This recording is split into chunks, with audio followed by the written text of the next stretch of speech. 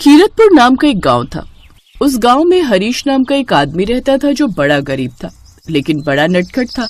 साथ ही उसका रंग भी काले गुलाब जामुन की तरह बिल्कुल काला था। उसके रंग की तरह उसकी जिंदगी भी एकदम बेरंग थी। उसका काला रंग देखकर ही लड़कियां उससे दूर भागती थी। घर में उसके साथ उसकी बूढ़ी माँ रहती थी, लेकिन उसमें एक खासियत थी कि उसके जैसा ऑमलेट पूरे गांव में कोई नहीं बना पाता था। जब वो बाजार में अपना ठेला लगाकर खड़ा था, तभी उसके पास गांव की सविता भाभी आती है। उसे आता देख हरीश जल्दी से अपना चेहरा साफ करता है। उसे देख सविता बोलती है, क्या बात है हरीश जी, आज तो आप बड़े हैंडसम लग रहे हैं। बस क्या बताऊं, आपकी ही कृपा है। वो तो मैं बनठन कर नहीं रहता, नहीं तो इस गांव की लड़कियां पागल हो जाए मुझे देखकर। वैसे आपको देखकर तो मेरी सुबह ही बन गई। तुम भी ना हरीश जी। अच्छा, अब मेरे लिए बढ़िया सा ऑमलेट बना दो, वो भी बढ़िया सा नमक मिर्च डालकर। अरे आप कहो तो उसमें सोना चांदी डाल दूं। उसकी जरूरत नहीं है हरीश जी, वो तो मेरा ऑमलेट खाने का मन था इसलिए मैं यहाँ आ गई। आपके हाथों का ऑमलेट तो मुझे वैसे भी बड़ा पसंद है, लेकिन वो क्या है ना, अभी मेरे पास पैसे नहीं है।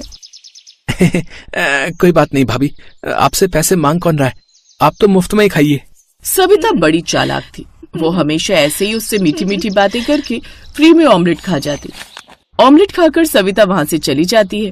फिर अगले दिन सविता का पति बबलू हरीश के ठेले पर ऑमलेट खाने आता है। हरीश को बबलू बिल्कुल भी पसंद नहीं था। थू थू थू थू, है कितना घटिया आमलेट बनाया है। मैंने तुझसे आमलेट मांगा था, लेकिन तूने तो मुझे नमक मिर्च में डूबा हुआ आमलेट पकड़ा दिया है। आमलेट में इतनी मिर्च कौन मिलाता है भाई? पिछली बार भी तूने मेरे आमलेट में ढेर सारी मिर्च डाल दी थी। वो तो मुझे तेज भूख लगी थी इसलिए मैं जैसे तैसे खा गया था, लेकिन उसके बाद जो मेरी हालत हुई है, सारा दिन मैं संडास ही भागता रहा भाई।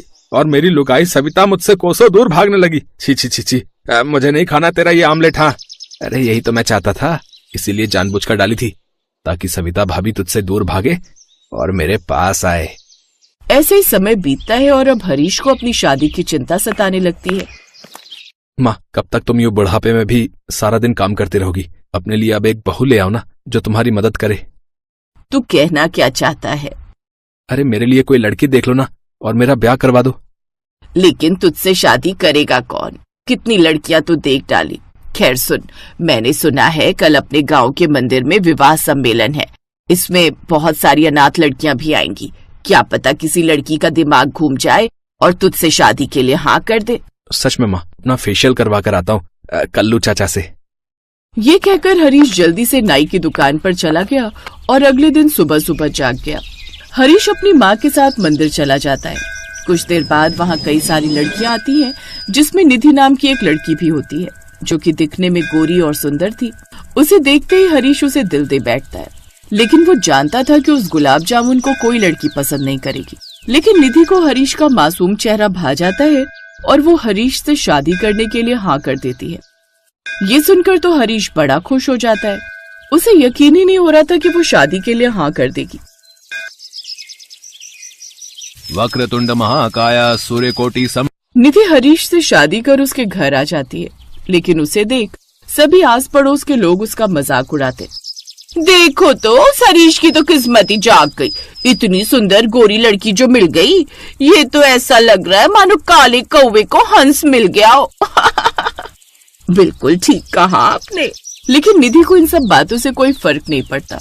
एक रोज, अच्छा सुनिए ना, आज मेरे साथ बाजार चलिए ना, मुझे कुछ जरूरी सामान लेना है।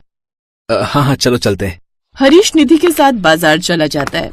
जब वो बाजार जाते हैं तो निधि कुछ सामान लेने लगती है। तभी हरीश का एक पुराना दोस्त उसे मिलता है। अरे हरीश, क्या हाल है तेरे? है अरे कोई लड़की मिली तुझे या अभी भी कुंवारा ही भटक रहा है? अरे वो। तभी निधि हरीश को आवाज लगाती है। उसे देख उमेश कहता है, अरे यार क्या कमाल है, ये है कौन और तुझे कैसे जानती है? मेरी बात करवा देना इससे। है अबे साले, वो तेरी भाभी है। क्या बात कर रहा है यार, तेरी तो लॉटरी लग गई जो इतनी सुंदर बीवी मिली है तुझे। लेकिन एक बात कहूँ, बुरा मत मानियो, तू इसका पति कम और नौकर ज्यादा लग रहा है। ये कहकर उमेश वहाँ से चला जाता है, लेकिन उसकी ये बात हरीश के दिल पर लग जाती है और अब उसे हर वक्त यही डर सताता रहता कि कहीं उसकी बीवी उसको छोड़कर चली न जाए।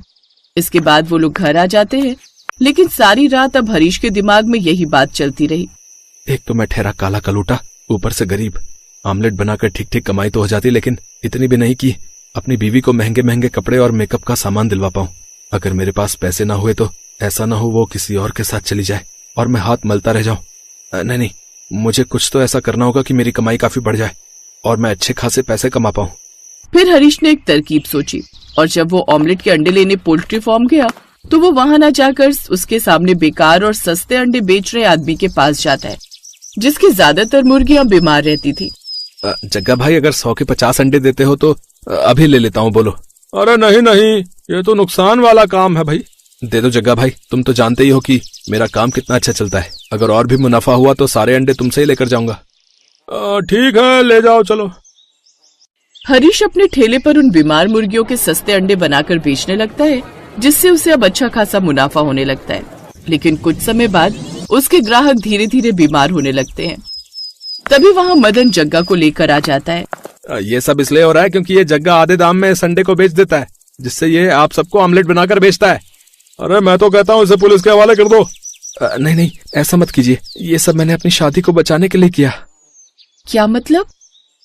फिर हरीश उसे सारी बात बताता है। सब लोग यही कहते हैं कि हमारी जोड़ी कौवे और हंस की जोड़ी है, और मुझे लगा कि एक दिन कहीं तुम मुझे छोड़कर चली न जाओ, इसलिए मैंने ये सब किया ताकि ज्यादा पैसे कमा पाऊं और तुम्हें ढेर सारी खुशियां दे पाऊं। तुम जानते नहीं हो मैं तुम्हें कितना प्यार करती हूँ, और मुझे तुम्हारे रंग से कुछ लेना देना नहीं है, और न ही तुम्हारे पैसों से और न लोगों की बातों से। सच कहूँ तो तुम मुझे ऐसे ही पसंद हो। बस तुम ये लालच का काम छोड़ दो और ईमानदारी से पैसे कमाओ। ये सुनकर हरीश खुश हो जाता है और सभी गांव वालों से माफी मांगता है।